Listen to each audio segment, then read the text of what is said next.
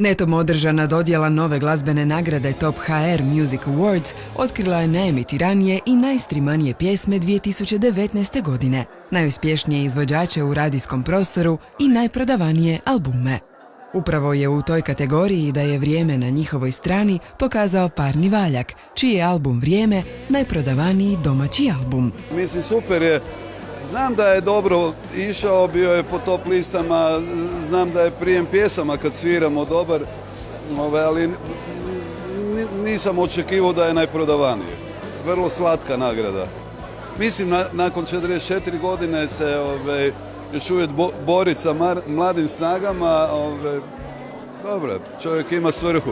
Pa drago mi je da postoji nagrada koja je tako egzaktna, koja prati ljestvice, koje zapravo i sami izvođači i autori prate iz tjedna u tjedan i lijepo je vidjeti zapravo godišnji rezime toga svega. Mislim da je dosta objektivan i da se stvarno vidi ko je nekako najviše radio ove godine. Baš sam ja bio taj prvi promoter ove nagrade još prije par mjeseci kad sam ju najavio da će RTL i naša ova udruga zapravo na jedan lijep način uvesti jednu nagradu koja nama glazbenicima svima puno znači.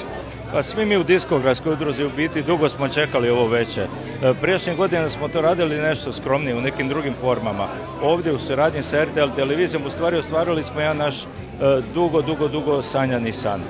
Mislim da je produkcijski sve napravljeno dobro, da je publika bila zadovoljna, da su izvođači zadovoljni i na kraju važno je da su to nagrade koje svjedoče slušanost, gledanost, prodaju albuma i sveg ostalog. Znači prava diskografska nagrada. Iskustvo je donijelo prevagu u kategorijama pjesme godine te Deezer singla godine, za koje je nagrađena pjesma Rekao si Nine Badrić.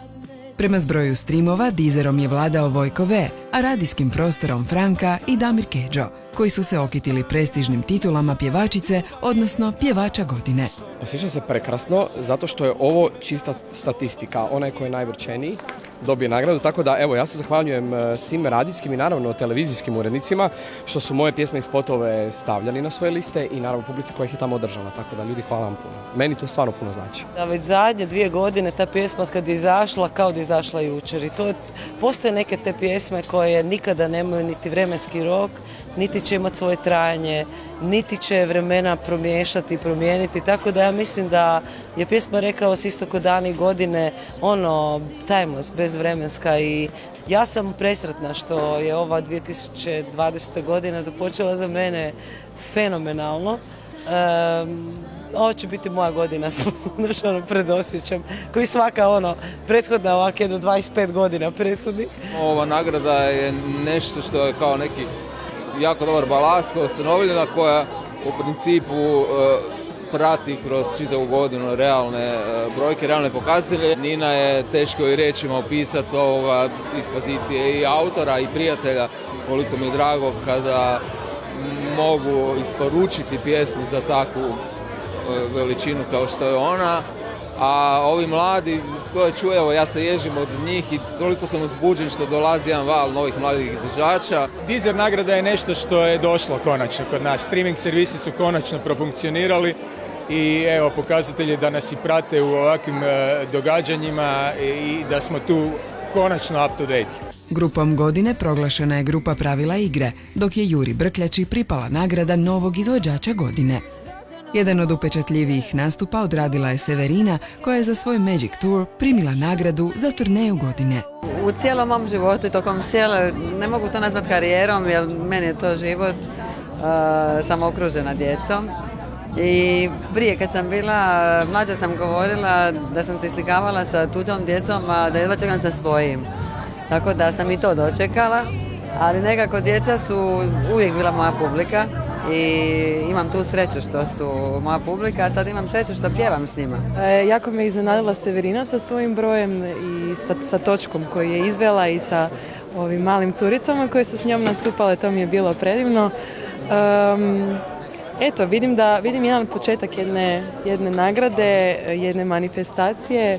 Tu smo krenuli i vidjet ćemo gdje ćemo završiti. Nadam se da dogodine bude i neka nagrada, pa vidjet ćemo. Eto. I ovo je jedna potvrda da ono što radimo, dobro radimo, da smo na pravom putu i ovim putem bi se zahvalio apsolutno svima koji su utkali barem mali dijelić sebe i svog rada da bi evo mi osvojili ovu nagradu, tako da evo, hvala svima od srca. To mi je jedan veliki push, kako se kaže, iako za mene najveća nagrada je publika koja dođe na koncert, ali ova vrsta nagrade mi dosta jako znači, daje poticaj da nastavim u tom smjeru i nadam se da ću iduće godine isto tako nešto možda osvojiti. Što se tiče mladog izvođača godine, za koga sam imao čast pisati, ja stari autor,